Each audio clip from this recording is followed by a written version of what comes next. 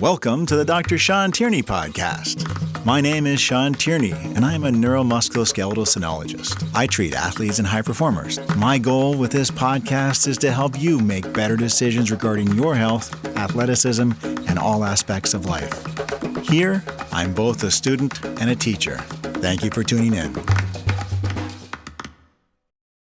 Hey, I'm Dr. Shawn Tierney, and welcome to the Dr. Shawn Tierney Podcast. Today, I'm super honored to have my friend here, Tom Cronin, Master Professor of Jiu Jitsu with Carlson Gracie, a man of many talents, also an expert at restoring vehicles and many, many other things. Let's get into this. Now, Tom, it's been such an honor to know you, to get to know you. You have this calm presence. You're very, very helpful, I think, to anybody who touches you. Like you're just this very real, very high integrity person. I enjoy. Thank you. I enjoy being around you. Likewise. I just want to know your story. So, I know you grew up in Louisiana. So tell me, how was life growing up? So, just wanted to say also, I have a lot of respect for you, and it's been just a blessing developing a good friendship with you over the years. You meet certain people along the road of life and you just connect really well with some of them. And we've always had that. So I appreciate you and Sandra as well. As far as my early days go, I grew up in Louisiana with my sister and our mother. Our parents split when I was about 3, and my father was always around as much as he could. It was a military, thing. So I was kind of, I wouldn't say without a father figure, but there was a lot of times my mother was working and I was just kind of able to just go out and be a wild kid that got in trouble like a lot of us did. Yeah. And so in a way, I think growing up in the country was great for me. It kind of minimized the effects of being a little crazy would have had on my life for the long term. Hunting, fishing, going out. They call Louisiana the sportsman's paradise for a reason. You can do all kinds of crazy things and hopefully not die in the process and have fun doing it. So we used to just ride, motorcycles and quads, be on the water all the time and build whatever. And I got a hammer put in my hands pretty young, under 10 years old. A good friend of the family. He was kind of like an uncle to me. He taught me how to build houses from the get-go and basically said, here's a saw, don't cut your finger off. Here's a hammer, don't hit your foot, and showed me a lot of things. And that was perfect for me to channel a lot of energy into just creating and building things. So I ran with that for many years. And in the blink of an eye, it was either join the military or go get a job. And so I almost joined the Army. I wanted to be like my dad in a lot of ways. And, but I had told myself that if I were going to go the course of military, I didn't want to put a family through deployments and things like that. So I would just be some crazy single guy just going all the way with it. And I decided, maybe I do want a family at some point. So I chose art school. And along the way to pay for art school, I used to do residential and commercial construction. I got on some crews. My father got me on a construction crew for cellular communication. So it was a pretty perfect setup for me for that time. I'd be climbing up in the air, doing crazy things with cranes. And, a lot of the stuff we did back then is not even OSHA permissible now. That's super dangerous. So you have to be that's probably part of why you're so present. Because if you're not present to that stuff, the consequences are dire. Yeah. I saw some people get hurt. Fortunately, I never had a severe accident in that industry. Did it for a long time. And I still get phone calls to could do this kind of stuff. And it's what a life, though. I tell you, you're on the road and you're going from state to state, sleep deprived. You wake up in one state, you're like, where am I today? And I'm in Florida. And you go climb up in the air and move all this heavy equipment around. And you got birds and everything, and you're looking down and you see alligators and people crossing the border, and it's funny stuff. But you learn a lot, and you learn that you can solve just about any problem life throws at you if you just stick to it and be creative. You can be very resourceful. I think that kind of thing instilled 2 things in me. One, the only way out is through. With a problem. Oh, yeah. Nobody's going to save you. You got to figure it out or it's not going to get done. And you can survive anything except death. That's always stuck with me. And any time I've been stranded in a blizzard, no gas, no money, no whatever, I always found a way through. And it's true. I still apply all these things every day in life. And so I went from there to I went to art school in '96 in San Francisco. Nice. For a while. It's just something I had a personal desire to do. Spent a couple of years out there. And what aspect of art were you in? Fine art. Fine art. But I would do everything: drawing, painting, sculpting, welding. I liked. But prior to going to art school, I was in the automotive industry a little bit. I worked in a body shop, worked in a machine shop. Also kind of art, yeah. Yeah. It is. It really is. My boss at the machine shop was an inspector for the cars at a racetrack on the weekends, and it was our job to make sure they weren't cheating. And in that environment, if you're not cheating, you're not trying, So we used to catch people, and they would cuss us out and want to fight us and stuff. But it was fun, and got to learn a lot. So I took into art school with me a lot of different types of interests, and they developed into talents. And like a lot of people, I ran out of money, so I had to go back home to work in Louisiana. And shortly after that, I was introduced to fatherhood, and that was late '90s. Oh yeah. And then my trajectory took a different turn, and that's when I started working on the towers and stuff, and went from there to Chicago. That was around '99. And then I was married at the time, had a house full of kids, and worked all over the country. And in that industry, it doesn't matter where you get your mail or what you call home. You're not home. You're gone. You're all the time. Right. And so I could literally live anywhere, but I would work everywhere.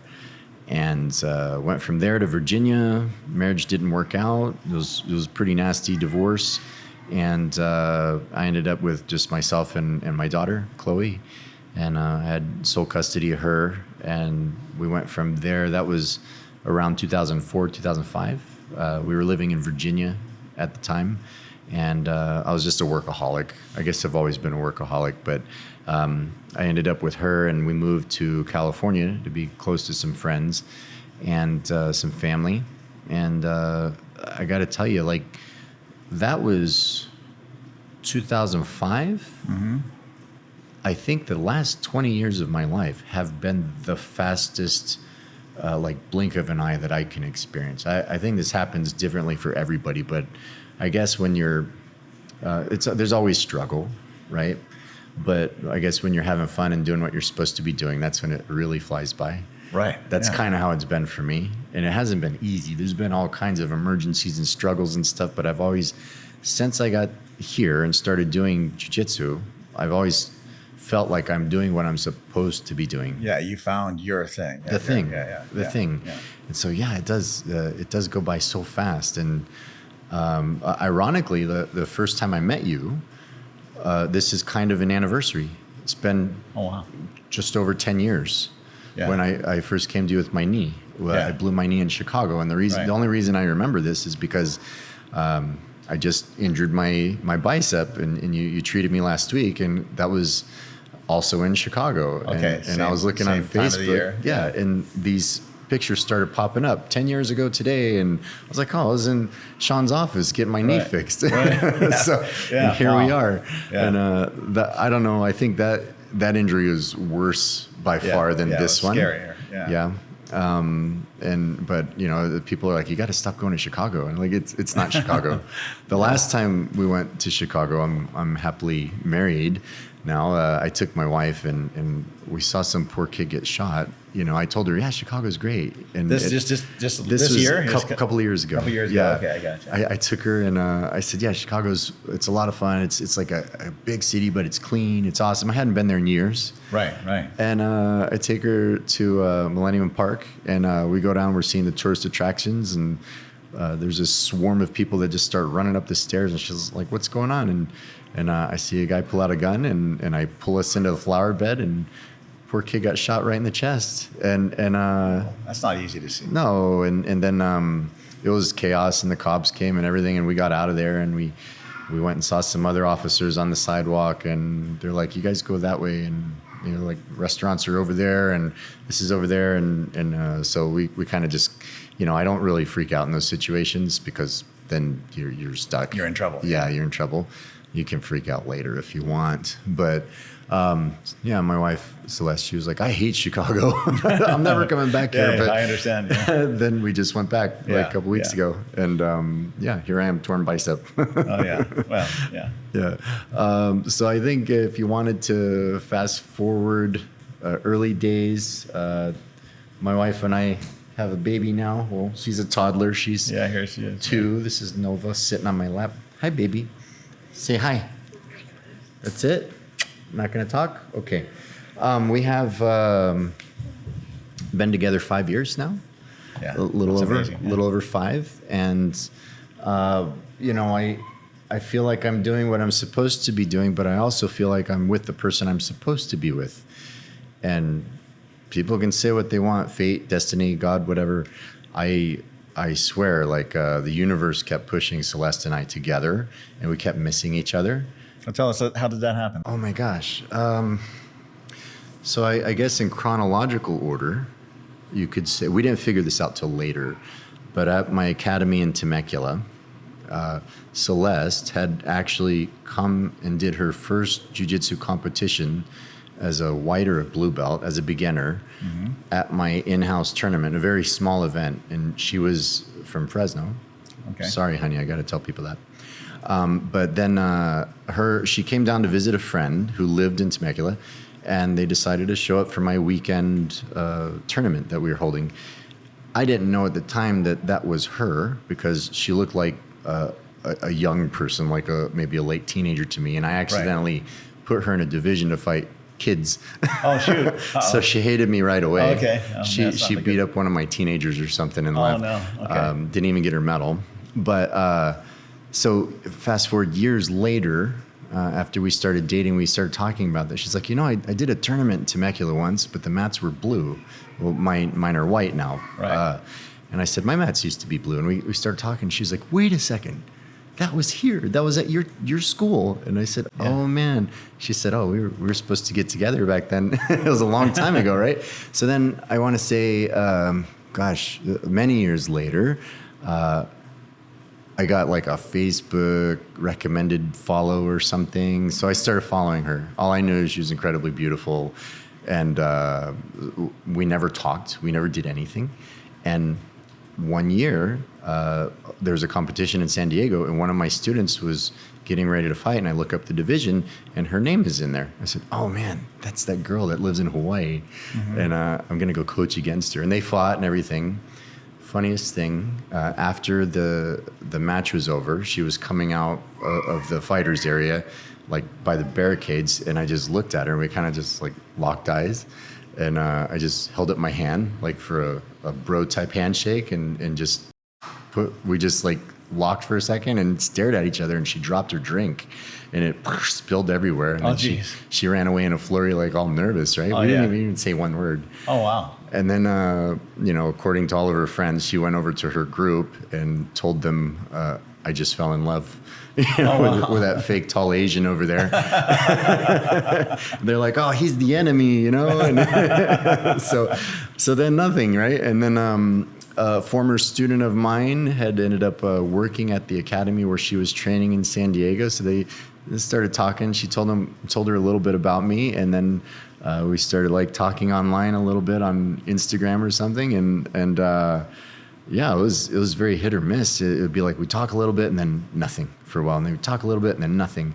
And I don't know what it was, but I was incredibly in love with this girl. Call it infatuation at the time. Yeah. But she wasn't talking to me for a while, and then one day, I was at Huntington Beach with friends, just randomly. We just decided to go to Huntington instead of San Diego or somewhere. And I get a text from her, and she says, hey, I just seen you. And I was like, oh, you haven't talked to me for months. And I get this random text, and we're both in the same place at the same time. So I was texting her back, and I was like, I'm over here, and ghosted me. Didn't say a word, didn't say anything. I was all sad, right? And then the next weekend, I'm in San Diego, and I run into her, and it's like a jiu-jitsu event, like a fight, like some matches and stuff. And she was there too, and didn't say anything. And the next day, she messaged me and said, why are you like, give me the cold shoulder kind of thing? And I said, what are you talking about? I've been texting. And she's like, oh, I had you blocked. Okay. and I was like, okay, well, you can't fault me for that. But it was like all these near misses. It's like we were always running into each other in different parts of the world and almost always talking. And then finally we just broke the ice, and I said, let's go out. And we had the most awkward coffee date ever. Where it was just a bunch of silence and weird stares and stuff. And so I was convinced I would never see her again. She would never talk to me again. She probably thought I was a weirdo. And we just kept talking, and we finally, got a little more comfortable with each other. And ever since we actually started dating and got together, it's been a wild ride. One thing after another for 5 years, just boom, boom, boom, boom, boom. And some of it health related, but we've traveled the world. She started snowboarding with me, started riding motorcycles together, and competing all over the place. And I had my health scares, and that was really hard, still going through it. But then and then we have Nova. So no time to breathe, but it's all been great. I can't be thankful enough. I'm living the best life I can imagine. Yeah. Right now. You seem like a fit couple. And that's one thing that is, I think you've won a lot of jiu-jitsu things, not just, and she has won a lot of jiu-jitsu things too. And it seems like maybe you won a world championship and she won a world championship. Is that true? Or? Yes. I think 2021 I won the Masters World Championship, where you compete against people your age. Right. And so I did that. That was a big accomplishment for me. I've got like over various divisions, and over the years I've got like 10 different world titles, if you want to call them that. But they're not all the same. They're not like the adult divisions and stuff. But Celeste won her first no-gi, not wearing the belt in the uniform, no-gi world title, and her first in the gi after she had Nova, the year after she had Nova. Wow. Which was really she's cool. getting better as a mom. That's superpowers, I think. And it's really funny. I still remind her about that because I laugh when we found out that she was expecting. That was on my birthday, which was also a Father's Day. Right. Pretty cool. And she was like, oh my God, it's all over. The traveling, the competing, whatever. I'm older. I've already got kids. I don't want to have another baby. And she was freaking out, having a meltdown, understandably. Right. Of course, it's been the best thing ever. But then I said, no, it's going to be great. She's like, shut up. You don't know what you're talking about. But it turned out to be better than ever. Now we do everything together, the three of us, and all the other kids as much as we can. And she's done better after having the baby than she'd ever done before. Yeah. And I think same with her. She's living the life she's supposed to be living. And she's grounded in. It's kind of like you have that.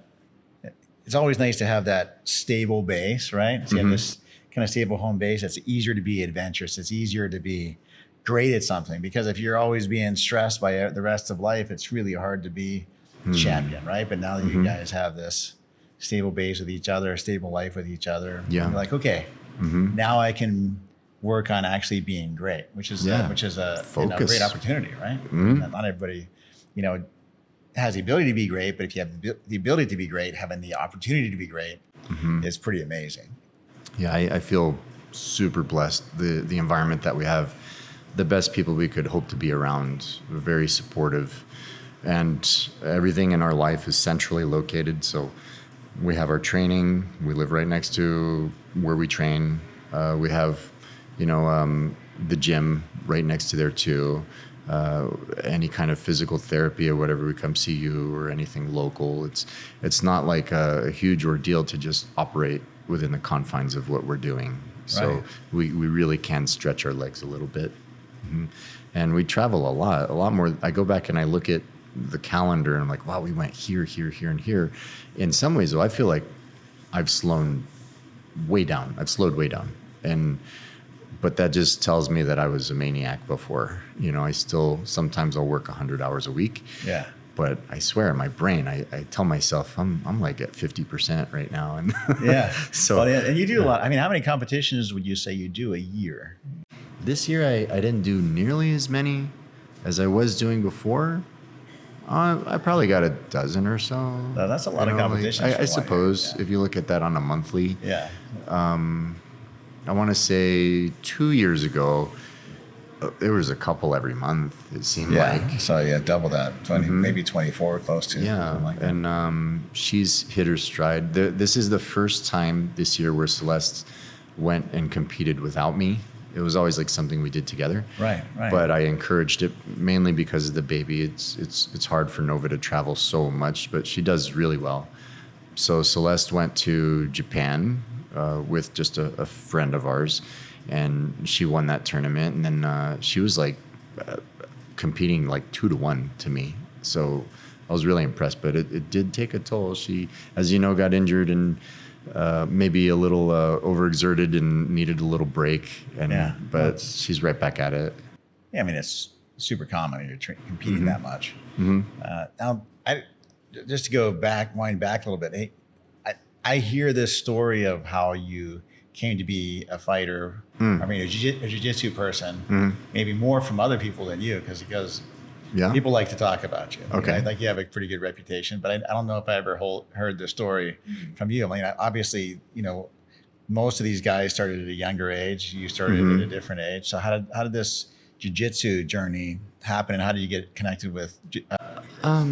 Okay, so I used to live in Chicago. I was doing well, financially, and I wanted to train. I wanted to learn. Everybody in the South loves to fight. Okay, it's just part of the culture. It's fun to scrap, and so I grew up watching the UFC, like everybody. And I was like, man, that looks amazing. I want to do that. I didn't know anything back then, and I wanted to learn. And ironically, in Chicago, the people that I was going to be training with ended up becoming the exact same people that I ended up training with in California, just by chance, Wow. So I didn't train in Chicago. Divorce was bad, marriage was bad, and it seemed like life steered me to the West Coast as soon as all that hit the fan. And so I ended up, fast forward a few years later, I ended up in Temecula, and we had gone to a car wash, my daughter and I saw a flyer with Master Carlson Jr., Carlson Gracie Jr., and I was like, I'm going to check it out. And I did, and we just hit it off right away, and it was incredible. And my daughter was kind of shy. She was very shy, and it was an environment where she would come out of her shell. So it was like our father-daughter thing, and we just hit the ground running. And I didn't want to open a school. That wasn't like a goal of mine, but that business didn't work out. The guy who owned it was not the best businessman, and he was kind of exploiting the Gracie family name. And my teacher was just, more or less moonlighting there. So we were all very spoiled by the training that we received because it was excellent. And there didn't seem like anything locally that compared. So when that school closed down, as a white belt, I set out to see what I could do to keep training under the same person. And we ended up opening this school. And we just wanted him to come and teach us. And it evolved into becoming something I built. And, I got to a point where I could teach, and the school was going well, so it became my academy. And so, it's funny. I've always had this thing in life where if I like doing something, it kind of goes way overboard or becomes super excessive. So I just wanted to learn how to choke some guys out, and I ended up with a school. And you got to become a black belt. Must have been pretty quickly. If you had, I guess calendar-wise, you could say it was fairly quick. I started when I was 33. Okay. And I started right when my mom was battling cancer, and we lost our mom. And the same year that I ended up opening the academy, I had less than a year of training under my belt. So it was a very difficult time, but the training helped me get through it. Definitely. When you're trying to fight for oxygen, you're not thinking about other things. And it was a very empowering activity. I felt like nobody was going to physically dominate me or exert control over my life in that area. So it gave me a degree of control that I needed badly. And I received my black belt about 5 years and I think 10 months. So a lot of people say that's fast, but I was training a lot more per week than your average person. So your volume kind of added up. The volume was there. The quality was there. The quantity was there. And the instructor was probably amazing. Amazing instruction. And I started competing right away too. Like I think 2 months after we started training, I did my first tournament, and I didn't even know that there were tournaments. Right. As soon as I found out, I was like, that sounds like a lot of fun. And I was always physical. I was like auditioning to be on American Gladiators as a contestant and stuff. Nice. And I always had my hands in different things, and I was always in the gym. And to me, jiu-jitsu was it. It was the ultimate like physical human combat chess kind of thing, where you could have great results if you just apply yourself. So yeah, I got my black belt pretty quick, but the things that I did in that time leading up to black belt, accomplished a lot, won a lot of stuff, helped a lot of people. I didn't realize at the time, taking on the responsibility of managing and opening a school. I was never putting myself in the position to be the instructor or the professor. Right. I just wanted an environment where my kid and I could train that was not toxic, and it was super positive, and the training was really good. And we did that. And, over time, I stepped into that role, right? But I didn't expect to hear from so many different people how much it meant to them that we kept the doors open, and how much we helped them, people with trauma in their lives, going through, all kinds of stuff from divorce to, grieving the loss of a loved one. And they still tell us, like, man, this is really a second home for me. If you guys weren't around, then I don't know what I would be doing. I've had students tell me before that a close friend of mine, he told me he was maybe one day away from just putting a gun in his mouth and pulling the trigger, but he decided to just go check out jiu-jitsu that day. And, we still keep in touch. This is many years later. And just things like this, you don't expect this level of ominous responsibility on your shoulders. Like we're careless, right? We want to think, oh, I'll do this or that or whatever. But then you look back in hindsight, like, I'm really glad I made the decisions I did, because they impacted and affected a lot of people. Now I feel responsible. Well, you did a lot of good for a lot of people. I mean, but it just seems like it's in general a really good environment, because you immediately know that there's always somebody that may be better than you, or somebody that you can learn from. So always, maybe even if you're the top guy, you're still trying to learn all the time. And I think you being this super grounded, present person, I think that is contagious in that environment. So you've probably built this environment, is my perception of talking to people that have been working with you, where it's very, very, very, very healthy, very, very supportive. One of the things that stood out to me when I saw one of the fights is like, hey, most of these jiu-jitsu people, it might be a Gracie thing, but they come out and they do their fight, but no, it's like everybody has it's like a caterpillar, everybody's got your hands on their shoulders. Oh, the Gracie train. The energy of everybody behind you. You feel like you have this kind of support walking in there. You're not alone. Gotta get it done. And you're in it, and obviously it's all a learning experience, and but it's a supportive environment, where people can work together and learn together. And I think it's also great for the brain. And it's like ballroom dancing, martial arts, that any kind of extreme athletic training is really helps your brain develop. I think athletes a lot of times have more functional brains than the professors. So you're training your brain, and I think you become more perceptive, more present, just by not just because it's who you are, but also because you continue to train. Yeah. And you're not getting hit in the head, which is the nice thing about it. Yeah. Getting hit in the head is probably not as productive for your brain, where it's jiu-jitsu. Maybe hard on your joints, but it doesn't seem to be. It seems to be like just my outside. As long as you're not stubborn, outside view is like, hey, your brains keep getting better, right? When it comes to not tapping out in the middle of a choke, you need to make good decisions instead of being stubborn. Oxygen's important. But I would never compare jiu-jitsu to like mixed martial arts, although they share elements. MMA is a much more severe outcome, and traumatic, symptoms from the activity, of course. And I think there's like the zone. You're an athlete. You're in that zone where you're not thinking, you're just doing. Yeah, you're present at a higher level. So present on such a subconscious and cerebral level. Right. I think I'm addicted to that. Yeah. I'm addicted to that flow state kind of. The flow. Yeah. I don't care about.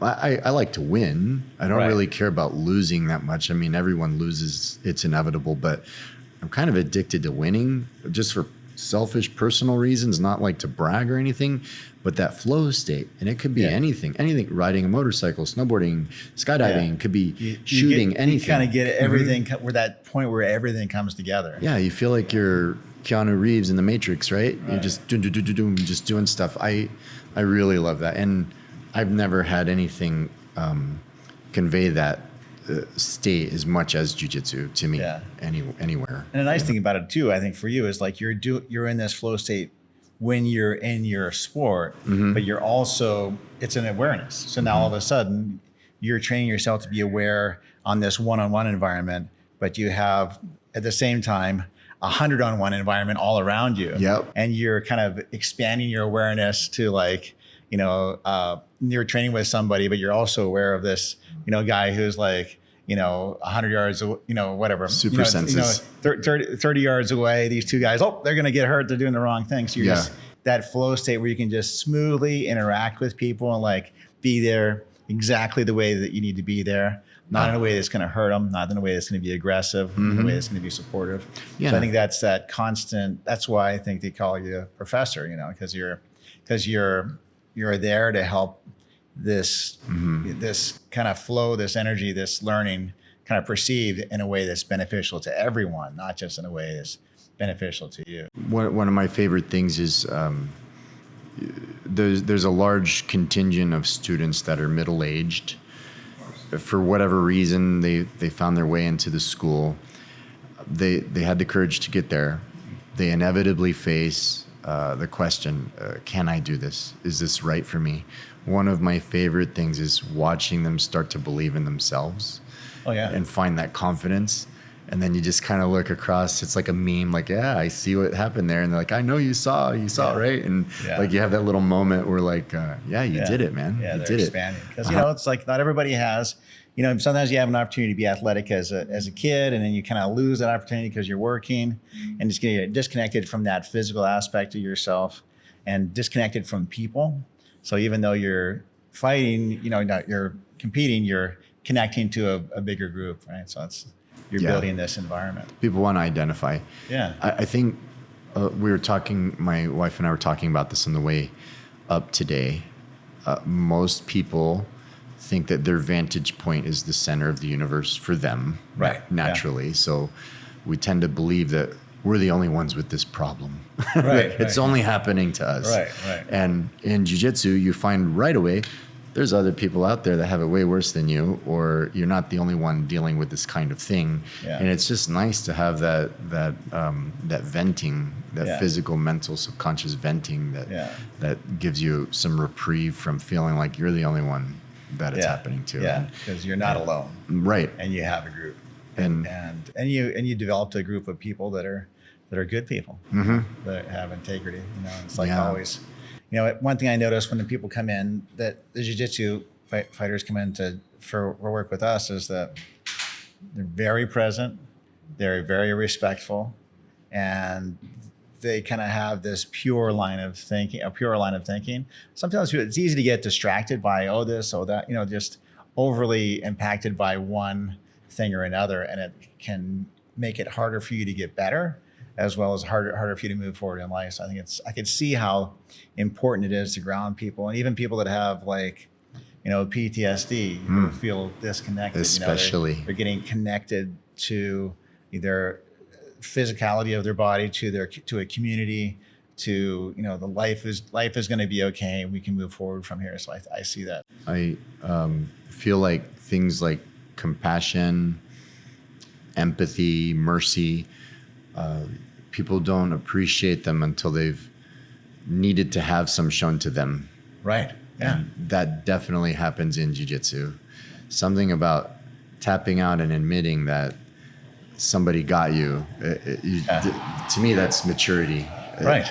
You've been humbled. Yeah. You're smart enough to realize, okay, this dorky, 18-year-old kid wearing skinny jeans choked me out, and I'm a family man who's financially successful in my golden years, right? It's not supposed to be this way because life has, standards and levels, right? No, it's all out the window. That nerd is going to choke you out, and you have to be man enough to admit it. And so that does ground us for sure.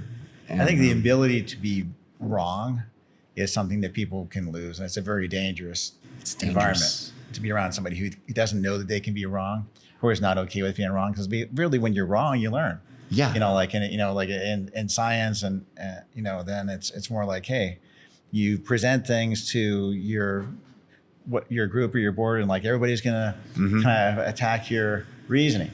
It's like not like they're being mean. They're necessarily being mean, especially if it's before things are published, because like everybody is pointing out, hey, this could be better. This could be better. This is where you're going to have conflicts. You want to get used to that critical thinking, that humble evaluation of yourself. That's what got you there, right? Yeah, exactly. Place. That's how you. Well, for me, that's how you solve somebody's problem, a physical problem. That's a patient. But I think it's just kind of an intellectual thinking. The first step is know you're not always right and be ready to be wrong. And then and if somebody is just like, if somebody thinks that they're going to be great, or somebody thinks that they're right all the time, we're like, okay, I get it. This is going to be a hard situation. Yeah. It's going to be hard because I know that I'm wrong, enough that I just kind of have to take a humble look at everything. And it's in some ways less interesting because if you can just say something simple that everybody understands, and it's not like, well, in this situation, this is good, but it's not good in this situation. It's whether it's jiu-jitsu or science or diagnosing something, it's not entertaining, and it's hard. And all of a sudden you could feel overwhelmed, like you're not good enough because you don't understand. You know what I mean?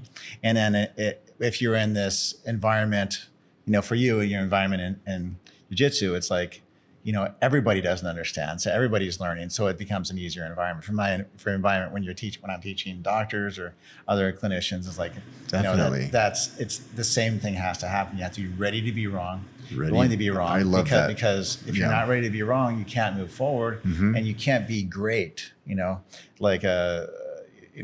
of the other athletes I work with, if somebody beats them, he's like, oh, come over, let me show you some new stuff. And he's like, okay, everything I taught you before is all wrong. This is the new way. It's a better way. I was totally wrong. There's a better way to do this, and this is how we're going to go forward. So Growth. You always want to be, how do I get a little bit better? Even everything can improve. And if you're always learning, it makes life interesting. And and in the process, you end up helping a lot of people, and you become a valuable impact on a community, and I think that's what's happened for you. The more you learn, the closer you become to being wise. Right, exactly. And definitely ego is prevalent in jiu-jitsu, because when you boil it down to its base form, you and another person, somebody's going to win, somebody's going to lose. Sometimes you both lose. We are not always we have to balance the benefit of confidence with the detriment of being naive. So I have never had a problem with knowing that I'm wrong about something every day. I think that's served me very well, and I mess things up all the time. But I never want to be that guy that is in denial of that. Right. Because you're right. Yeah. They hit the ceiling pretty quickly. Oh, yeah. And I want to learn as much as I can as long as I'm on this planet, and hopefully pass that down. Our kids are amazing. The students that we teach, I'm like so motivated to help them surpass anything I could ever do. And we do a lot, because they have a jump start, and I'm like, hey, but it's inevitable with them too, because it's just part of growing up in life. You help a kid, they got talent, they work hard, they have supportive parents, and they start to shine. It is going to happen that someday they're going to be like, oh, I've outgrown you in this environment. And when you can see that writing on the wall early and you try to share that with them, it doesn't stick because they haven't gone through it. They don't understand it. And you can just hope that it's not too hard of a process, and that eventually life will humble them. Hopefully they're still there, and you never stop. I never stop learning, and I never stop wanting to share what I've learned with others. So if somebody truly appreciates that, someone in my position is trying to share this with them in their position, they'll never stop benefiting from it as long as they stick it out. And you get to the point where your students become your buddies, where they've kind of like caught up to you and you're learning together now. Yeah. I love that. I've promoted quite a few people to black belt, and they still come to me for mentorship and advice and everything. But I ask them too as friends, like, man, what do you think? Am I being nuts about this? But it's almost like a gang now, like, oh, we're all in and we're all fighting in the same it's a good community. Level. Yeah. It's a good community.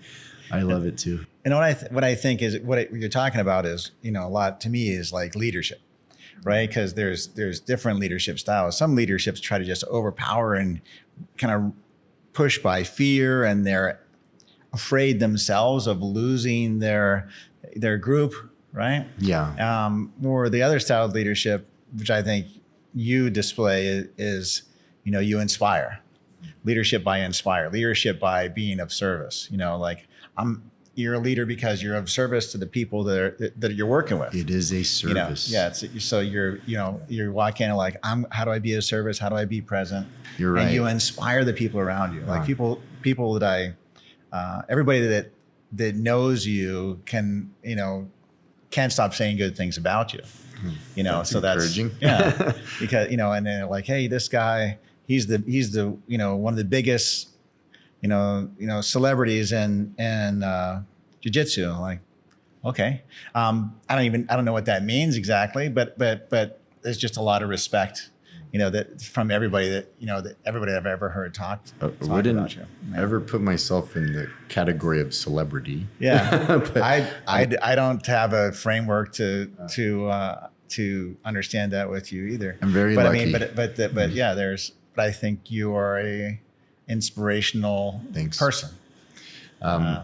People they get strength from feeling like, well, if that guy can do it, I can do it, and that guy wants to help me do it. Right. I'm all for it. It really is a position of service. So I say this to people, and there's a huge dichotomy with people coming up. They want to improve. They want their belts. Some people they want to stand at the front of the room, and they want their own school, and everybody has different reasons. Some it's validation and accomplishment. At my core, I had to be in charge of a program prematurely. Mm-hmm. I wasn't, ranked as such, and it wasn't something I wanted, but I did out of necessity and good intentions, and it grew to be polished. But I don't know why some people they want a school before they earn their black belt. I'm like, you're cutting yourself short. You have the option to really marinate in education. Right. Really become as great as you can. Yeah. Before you take on the responsibility of diluting your time into other people. Right. Yeah. Because there's so many great people to learn from. Right? Yeah. Half of the people, I think, believe that there's so much money to be made, and this is just not the case. There's far easier ways to make income in life than jiu-jitsu. The other half, I think they want some kind of authority. I don't know. Yeah. I can honestly say if the academy that we have built was around when I was a white belt, the last thing in the world I ever would have been thinking about was trying to become an instructor. I would have just enjoyed the ride happily, and I would have paid way more than they were asking me to. Yeah. So, and that's in my journey. That's in my story as well. Like I was always got into learning, you know. And I think the thing that I see in you is kind of like in me too, is like, first thing is like, nobody can get hurt. Like you're like, okay, you know, the first thing is, how can I be a safe place? I want to create this safe space. And that's what I see with you. I think I don't know, but my impression is that you walk in the room and like, everybody's going to be okay today. Yeah. You know, everybody's going to get hurt. Yeah, nobody's going to get hurt today. Yeah. Everything is going to be good. You know, and you're like, you're teaching, and you're not just teaching jiu-jitsu, you're teaching how to be safe. You're teaching how to be a good person, how to make other people safe, how to be responsible for everybody around you, you know? So there's so many lessons there that spread kind of far and wide. And I think, and you create also an environment of people, of like-minded people who are going to support each other, right? So you kind of create a family, do right? Want to support each other. And I always have to monitor this because I'm walking the room a lot of times and people have the best intentions. A new guy comes in, somebody who's got a year or two of training on them, maybe they're like a blue belt or something. Right. They start teaching them. They don't mean anything bad by it. A lot of times they're showing them something that's not good. Right. Yeah. And so you have to you have to be safe. You're like, okay, let me show you how to be safe. I'll hover over them. I just want to hear what they're saying. Like, so I'll stand behind them and then the guy on the bottom looks up at me and they're like, oh, the professor's watching me, and they'll be like, right? And I'll be like, oh no, you just made his jiu-jitsu worse. Right. Yeah. That's what you're there for. You know, it's like, how do you move people forward, keep them safe? Yeah. I want to nurture this desire to help people and other people. And it's good. You know, you learn a lot by messing up. Right. And I've messed up so much. The lessons are permanent, but it is curious I can't fault anybody else for wanting to try. I don't know their motivation behind it. Sometimes they want to be a teacher, but sometimes they just want to help. And I think largely our people at the academy they're just good people, and they just want to help each other. And I feel so blessed to be around this kind of environment on a daily basis. I can never complain about work. Yeah. It's not work to me. It's just a very good life we're living. Basically, what I get is you consistently show up with good intentions. You know? And I think that's led you to a good place because you've been consistent. We don't have, I think, in I can't speak about all martial arts, but at least in traditional academy jiu-jitsu, people saying that is wrong, that opinion is wrong. But you touched on it a little bit earlier about in the medical community. I have to imagine it's very present there, like the strength and conviction behind people's opinions in a field of science that is built on being open-minded. Right. I think it's like the majority of the great people are fairly humble. Every once in a while, somebody becomes great and loses touch with that. Yeah. You know, which can have some, you know, it can be dangerous. Mm-hmm. So I think, you know, you have to just constantly be questioning and be able to like take a step outside, like you said earlier, step outside of yourself, see yourself from a different place. It's not just you, you know, you're able to connect with other people who are having the same things. Other people have good ideas too, and just kind of put it all together. So that's a lesson in just, you know, integrity and thinking and leadership. But then there's other thing that you're doing now that's amazing too, that I'm learning more about is that your hobby has been, it's kind of a hobby, has become productive. Like, I mean, like you are an artist, and well, you're an artist in jiu-jitsu, and you went to art school, and now you're still an artist with vehicles though. So because you're kind of rebuilding older vehicles, making them nicer, doing amazing paint jobs, doing amazing work. And, so you come into yourself not only as a jiu-jitsu person and as a guy who's, doing very, very well with a great family, with a great wife and kids that are successful, but you're like being able to go to something else you love, which is this other work classic with vehicles. Cars. Yeah. So tell me about it. Been, I guess, present my whole life. Well, my father wasn't around as much as we would have. He and I both would have liked to have been, because my parents split. He was in the military. I don't want to say that this is the cause, but it is a stark memory in my life. When I was, younger than 10 years old, I remember going to visit him, and he would have like some classic Mustangs he was working on, and he would be putting in the carpet. I would help him a little bit as a kid, and that was just such a fun memory to me. It was a fond memory, and time went on. I never really got too interested into it. I say that, but I remember my mom had an old Oldsmobile, a green Oldsmobile, parked in front of the house, and I would wait for the school bus. I was like, 6 years old, and I would be out there ripping the molding off and pulling the headlight bezels out and stuff, and she'd come outside and be like, "What are you doing?" And I'd say, "I'm fixing it." She was so mad at me, so sad. And then I had a stepdad once. He had like a '68 Camaro sitting in the driveway, and there was no engine in it. And I used to go crawl up underneath that thing and just hang out and pretend it was my spaceship. So I guess I was around cars when I was a young kid.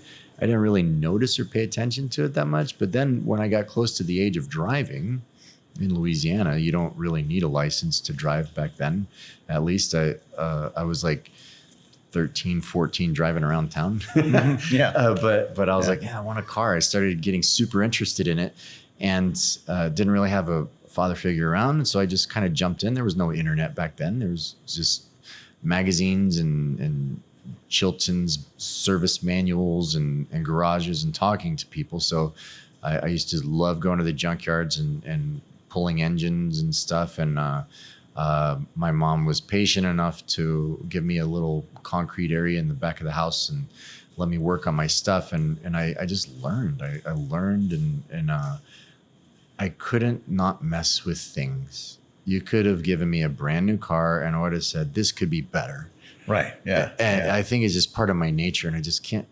She used to tell me, would you stop messing with stuff? Like there was nothing wrong with it. Stuff. And that was just me. And I think I'm like that with everything in my life, maybe. Well, it's the spatial relationships too. I mean, like it's like that, jiu-jitsu is like all about spatial relationships, understanding physicality, and you're working on vehicles or art. It's very, very complex spatial understanding to work on a car or to work on, even do the construction. So that you're kind of like, it seems like that artistic intelligence and that that spatial understanding is developed. I was just at a high fascinated with the technology and the ability to take a refined combustible fuel and have it propel you down the road without killing yourself. And I took great pride and had a lot of fun and saying, man, I built this car that I drive.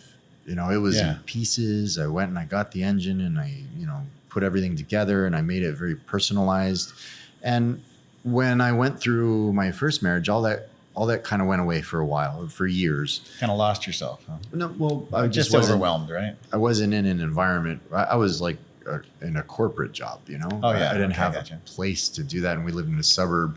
I gotcha. And after, after that, I moved to California and started having opportunities to tinker a little bit. And so all that came back, and all my knowledge from machine shops and body shops and stuff. After I got married to Celeste, I just kind of said, you know what, I want to restore a couple of cars, maybe make a little money, have some fun doing it. And just like the Jiu-Jitsu Academy that I didn't set out to own, it just took hold and became this own big thing. And so now It's still very new, but I have a full-blown shop with some projects, and I'll launch the YouTube and the Instagram and everything. But I've been very very happy doing it, and something about taking a classic piece of American history that's rusty and got one foot in the grave, and you rescue it and you give it a better life. I've had 2 cases in the past year. One woman, she had cancer. She had an old Cougar, and her father bought it for her. She drove it in high school. That was her baby. And her father passed away, and the car was in a house fire, and it just sat, and the brother had it. And then she came down with cancer, and the car was like about ready to go to the junkyard. Right. And she just kind of put an ad out there. And so it was a friend of mine. That's like his dream car. He's one of our black belts. And so I helped him get it, and we got it running and everything. And the woman was in tears. She was so happy that somebody saved the car. Like, they have personalities, Oh, yeah. And then another guy before, it was coincidentally another Cougar.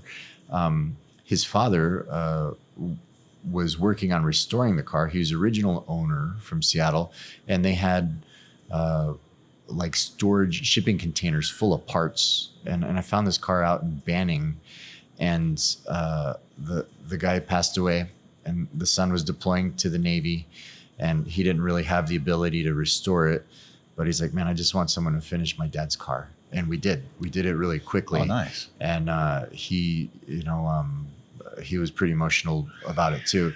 Turned out to be another one of my students. That was his dream car. So he ended up, getting the car he always wanted, and the car got finished. And it's pretty cool. These are like bonuses. Like people that do it, they know, they get it. And some people they had like childhood cars. They didn't have any money, and they're always like the ones they wish they never got rid of, but they had to because life. And they get a little older, and then they're financially successful, and they're like, you know what, I really loved that car. I'd love to have another one. Oh, yeah. You call me, and we go find your car, and we build it for you just how you want it. And so it's a lot of fun. And people ask me, like, do you miss the cars when you sell them? Well, there haven't been a whole lot of them, but no, I don't miss them. I'm happy to do it because I get it with the intention of finding a home for it. It's like foster puppies. You love them, life. But you don't get attached to them. You want them to find a home. So it's like the ultimate like car geek, thing that we're doing. And I like to take classics and make them like as fun as a modern day car. Suspension, brakes, technology, Apple CarPlay, comfort, handling, response steering, so they're not like squeaky going down the road, and they're perfectly comfortable on the interstate and safe. And then you have like something really cool that you can't go to the dealership and buy. Oh yeah, there's a lot of value there. I love modern cars. I love performance cars. I love race cars and stuff. But a classic resto mod, man, those are special. I like those a lot. Yeah. And, I have one student, Vanessa. She's a young teenager. She's not even old enough to drive yet, but her dad was like, let's build you a truck. So I helped him find a truck for her, and she's, in my competition class training how to, win tournaments and stuff. And then she gets out of her gi and puts on the coveralls and goes into the shop next door, and she's like working on her truck. It's so cool. Yeah. So that's great. So she's you're passing it on. Yeah. And she's where I was when I was her age. And so I get it. And I'm like, yeah, cool. Let's foster this kind of thing. A lot of kids are like that.